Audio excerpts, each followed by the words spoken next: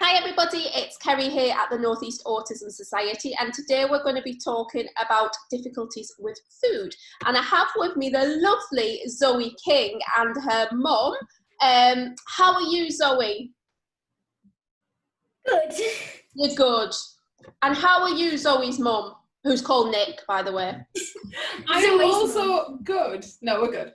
That's good. Okay, so today, Zoe, we're going to be talking about differences and difficulties autistic people have with food. So before we start, could you just tell us a little bit about yourself for people that haven't seen you before? I'm a female autistic person. I am 11 years old. This is my mum. I'm the founder of Zap Advocacy, which has been one of my projects over the COVID-19 lockdown. I've had my first fan letter today. I'm openly autistic, as probably everyone can tell by now. So yeah, that's really important for viewers to listen to. Zoe has her own little forum called Zap Advocacy. So if you check that out, because it's very good. We'll share a link as well, Zoe, for you on that. Okay, so Zoe, today we're going to be talking about food challenges. So first of all, what is your favourite food? Well, I do like places like McDonald's, and I also like fish fingers and waffles and fajitas. Fajitas are my favourite food too. But I have nothing in them. I just like the warm wraps. Okay, right. Why don't you have anything in them? Mainly because I don't like the stuff that goes in fajitas. Because fajitas are the tortillas in fajita kits are different from normal wraps, so they taste really good when warmed up. Okay, right. And what would you say is your least favourite food? Well, I'm going to pick one of the many that I hate. So I like peppers. They're fine. But when they're steamed... And when they're steamed, how does that make you feel? Like I want to throw up. I want to be sick. Okay. Yeah. So what would stop you, Zoe, from eating a certain food? What was the question, sorry? Like what kind of things would stop you from trying a food? If it was disgusting. If it looked like fleshy, and if I prodded it in, it was like soft and fleshy, I don't like that. Sometimes the smell can put me off because it gives a bad impression. Sometimes the look of it, or the name. Sometimes the name. The name as well. And your mum was telling me that sometimes the different textures of food you don't like. Steamed peppers, fleshy. So yeah, I also don't. So you like red peppers raw? Yeah. You'll eat red peppers raw, but the second they're cooked, you won't eat them. Yeah. Also, the tops of broccoli, I only eat the stems because I don't like the bumpy, like tickly of the top. So normally I just cut off the top and eat the stems. Okay. So is there any food that you've ever eaten, Zoe, where you felt like you're actually going to be sick?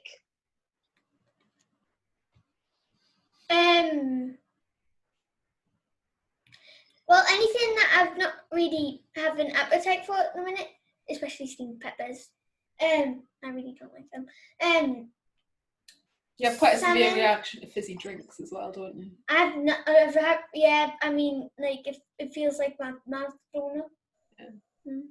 Okay, because I've got a lot of children, little ones actually, in some of my toddler groups where they won't eat certain foods, they just refuse to eat them. Yeah. Why do you think that might be? Because like they don't like the texture or the taste or the smell.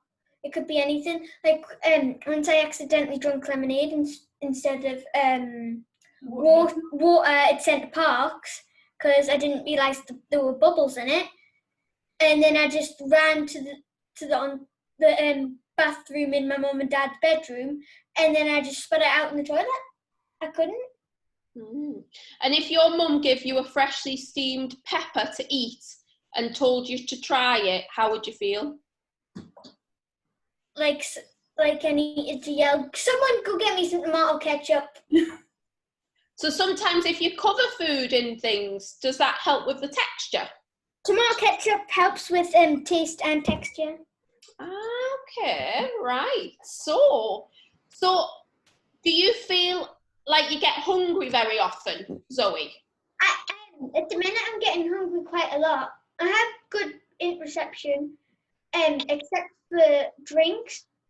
Like, I have to be reminded to drink my juice a lot because I never feel thirsty. Okay, so you've just used a really big word there, interoception, which some people might not know what it means. So could you tell us what it means? It's one of the 8 senses. Yes, there is not 5, there is 8. And so the 3 extra ones are interoception, proprioceptive, and vestibular. I've talked about vestibular and proprioceptive, but interoception is your heartbeat, if you're feeling cold, if you're feeling warm, if you're feeling thirsty or hungry, if you have a headache, if you're feeling ill, if you have like an ear infection and it feels awful. Pain, yeah. Pain. Okay, so sometimes do you not feel hungry as mum, or thirsty, you were saying, as mum got to remind you to drink sometimes? All the time. All the time. Because you're not getting that signal from your brain that's saying, quick, I'm thirsty, have a drink. Well, sometimes I do get thirsty, but that's mainly when I eat like salty things. I mean, sometimes I do get thirsty without eating them, but most of the time I have to be sat down at the table and not being allowed to leave until I've drunk some juice. Yeah, I think like even you do feel hungry, but I think I quite often, like, if I didn't come and get you for lunch, you would quite regularly forget lunch. You tend to get hungry sort of later in the day. Yeah. That's why I have snacks so often, because I'm like, I mean, I'm hungry right now. So Zoe, this video is for parents to help their children. So if a parent was having a problem with their child eating certain foods, what could they do to help them?